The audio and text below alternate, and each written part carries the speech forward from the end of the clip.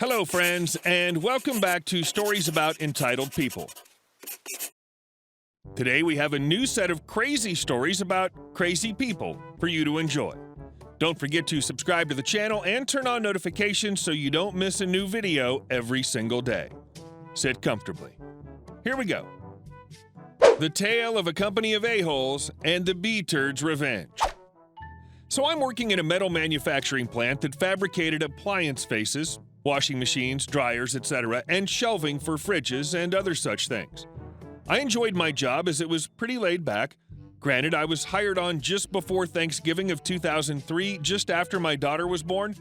There was a strike going on and I became a replacement worker. Normally, I don't like crossing union strike lines, but not all of them walked out to strike, and I had a daughter that was born in July, and I needed the money desperately. I was working the welding machine forever, making the shelving frames and packing them in crates to go to the paint department for a powder coat.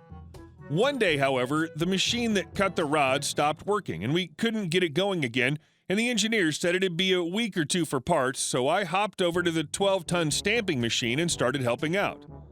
We moved dies in and out with a forklift and then have to bolt them in. It was rather high up, so we had a staircase-style ladder on wheels. The wheels would retract when you put weight on the steps. At least they were supposed to. We had warned our supervisors that they needed to fix these damn things because the wheels would randomly pop back out. That said, they did and had it re-tagged as safe. My butt. I was up there one night tightening the top bolts on the open die when they popped. I went over the rail and the thing went the opposite way. I pretty much performed a half gainer and fell into the open die, bounced off with my right shoulder, and fell 9 feet to the floor on the same shoulder. I lay there in some scrap pieces and oil for about 10 minutes while my partner and friend Shields came over to help me. He helped me up, then stepped back saying, "Oh, F." Shoulder was literally effed. I walk over to the supervisor with my partner and told him what happened. He looked at my shoulder and pushed on it and said, "It's just muscles you haven't used before." Shields responded with, "What the F?" Me, I was more tactful. "You bald-headed idiot, did the radiation from the sun scorch your brain or was it the fumes in the paint department getting to you again? I need to go to the hospital." He relented and said okay, but he docked me a point like an a-hole and I had to drive myself. In an effing manual car, that was fun. Hours later, they managed to reduce me and gave me a lot of painkillers and muscle relaxers. I went in the next day before my shift and talked to HR. My arm was in a sling. They set me up with a company doctor, then sent me home. The next day, I saw the doctor and he did several tests, reviewed the x-rays, and scheduled an MRI. He also refilled my medicine. He wanted me off work until the MRI results, and they agreed. After the results, we did physical therapy, which didn't help. My shoulder kept subluxing, coming out of the socket and slamming back in again. Finally, I got a call from work and they wanted me to come in. The doctor approved me for light duty. This is where it gets fun. I'm in a sling. I'm really jacked up on narcotics. They want me to inspect the running machines, then sweep and clean them without shutting them off. I explained that I could do it if they were off, but I'm not comfortable around moving and active machines because I'm not really aware because I'm honestly high as crap on these painkillers. They said, "Well, we're not going to pay you while you're sitting at home playing up your injury." I asked them if they saw the doctor's results. No, of course not. So they should trust their company's doctor and HR. So they set me to sweeping, which isn't a big deal as it was in a giant open area, but eventually that ran out. I started getting everyone's paperwork for them and filling them out and helping out with QA and measuring the parts to make sure they were in spec. It was going good. Too good. So they took a bar stool and sat me in an open area where the manager's desks were. They didn't let me have a desk. They didn't let me do paperwork. They wouldn't let me bring a book or anything to write on. My original supervisor was fired at some point for something not related to anything really, so I had the original supervisor that hired me. He was an A. I seriously got up and went to pee, and he yelled and carried on like a jerk. I asked him if he was done, and he got red-faced. I asked him why he had me sitting here doing nothing, and he said, "Well, you're so hurt. Boo-hoo." So the next day, I brought in a dunce cap I'd made and a little sign that said I was being punished for being injured. I talked to HR, who said they couldn't do anything about it, even though I had other odds and ends that I could do that was beneficial and help the company out. I talked to HR, who said they couldn't do anything about it, even though I had other odds and ends I could do that was beneficial and help the company out. I asked if it was really necessary to sit me on a bar stool like I was in timeout when I was 25 years old because I got injured due to their crappy ladder that they lied about. She said that they couldn't pay for me to sit at home.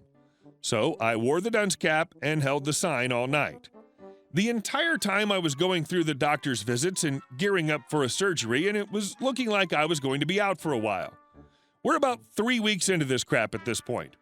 I end up being told to go and sort parts by the a-hole supervisor. The parts were coming off a conveyor near a stamping machine and needed 2 hands to move. He told me to make do or I'm fired.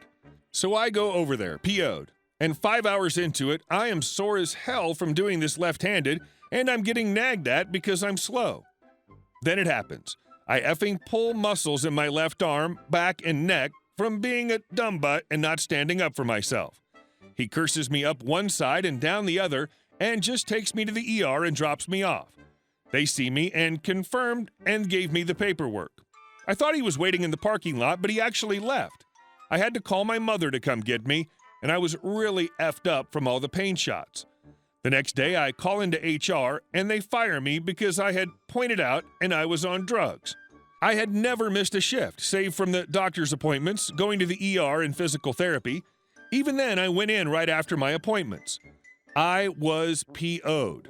I go to my next scheduled doctor's appointment, and he gives me my date for surgery. I go through the surgery, recover, and do physical therapy while gathering all of my paperwork and preparing to take this to a lawyer. I'm finally cleared and declared healed. Then it happens. One day I'm getting up off the couch, my little girl is cradled in my left arm, and I push off with my just healed right. Nothing too bad or strenuous. It blows out the back this time. I fell and cracked my head on our entertainment center, bleeding and cursing like hell. It was either take the bump or land on my daughter. ER visit again, and they reduce it and say that it looks like I may have muscle damage from what just happened, all the subluxes, and what originally happened. I tell the company doctor at the next visit, and he not only tells me that isn't true, but that I'm taking advantage of him. He took the sling off and threw it in the garbage can. He says there's nothing more he can do for me. The next day, wearing a new sling, my mother walks me into one of the most vicious lawyers in the city. 2 days later, I'm seeing a new doctor and getting all sorts of tests. They inject dye with a huge needle that they scraped across the bone, and I do not recommend it. They say there's so much damage that I need another immediate surgery because I'm omnidirectional, and the first doctor should have been able to see it. As my new one is looking at my old results, he shows me on the MRIs where he can tell how it was apparent in the beginning. Translation: the company doctor half-butted my first surgery. The company's trying to fight me on this, but eventually they relented and I get my surgery. Now I have to go for checkups every 6 months. My lawyer finishes up with them, and I won a several thousand, into the six-figure area, dollar lawsuit from not only the company but the doctor as well. Not 5 months after, the company announced they were bankrupt and were closing their doors. The crappy supervisor tried to get a job at another factory where my friend was well respected and he knew what was going on. The guy didn't get the job, and we all ran into him last year. He was working fast food. I'd like to think that I had a hand in the company's demise. It would have been good if they'd just taken care of me. I wouldn't have sued if they didn't F me over and try to get me to quit through embarrassment. You know, I think you save future workers' lives by suing the company and the quack. And our next story. I'll let you know when I'm ready, okay? A few years ago, I worked as a bartender. For the most part, the work was fun and easy, except for the constant standing, and I made good tips because I was always pleasant and engaging. Now, our establishment had a hard line on IDs, so the rule was no valid ID, no drinking. We could not accept an expired ID or a student ID or a concealed carry permit or anything similar. Driver's license, state-issued ID card, or military ID, that was it. We had people try to use Social Security cards, prison IDs, all sorts of stuff. We were known as the most hardline place in town for checking IDs. One night, a few minutes before midnight, a group of 5 women came in, all in their late 20s or early 30s. These women came to the bar, sat down, and asked for a drink menu. I handed them over and asked each of them for their ID. No problem so far. 4 of them handed over their IDs, and I put wristbands on them so the management would know that I'd already carded them. One, however, did not show me her ID. Instead, she said, "I don't want to drink yet. I'll let you know when I'm ready," in the most condescending voice possible. The 5 ordered food from the kitchen, and I took care of the drink orders for the 4 who'd been carded. The woman who didn't show me her ID complained about the slow service from the kitchen, the quality of the food.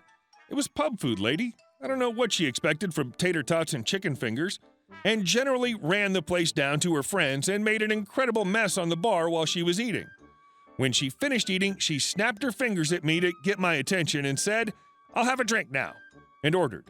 I asked again politely for her ID. With a huff, she pulled it from her purse and flung it across the bar at me. I picked it up from where it had landed atop the beer cooler and looked at it. Birth date, photo, and... oh wait, I looked at the clock. It was 9 minutes past midnight.